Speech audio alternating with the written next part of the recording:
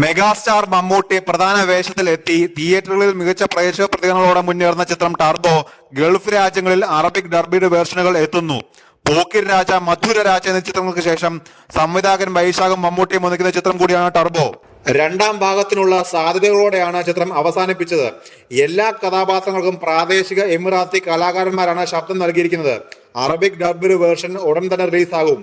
ചിത്രം വൻ വിജയമാക്കിയതിൽ മമ്മൂട്ടി പ്രേക്ഷകരോട് നന്ദി പറഞ്ഞു. ശേഷം ചിത്രത്തിന്റെ അറബിക് വേർഷൻ ടീസർ അദ്ദേഹം ലോഞ്ച് ചെയ്തു.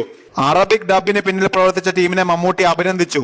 മലയാളികളും എമിറാത്തികളും തമ്മിലുള്ള ഒരു സാംസ്കാരിക ഒത്തുകൂടലാണ് ഇതെന്നും അദ്ദേഹം കൂട്ടിച്ചേർത്തു. 10,000-കണക്കിന് ആളുകൾ ചടങ്ങിൽ പങ്കെടുത്തു.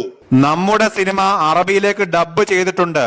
എന്റെ ഓർമ്മ ശരിയാണെങ്കിൽ ഒരുപക്ഷെ ആദ്യമായിട്ട് അറബി സംസാരിക്കാൻ പോകുന്ന മലയാള സിനിമ ഇതാകുമെന്നാണ് തോന്നുന്നത്. അതൊരു വലിയ സന്തോഷകരമായ കാര്യമാണ്. എന്റെ സിനിമ ആദ്യമായിട്ടാണ് അറബിയിൽ വരുന്നത്.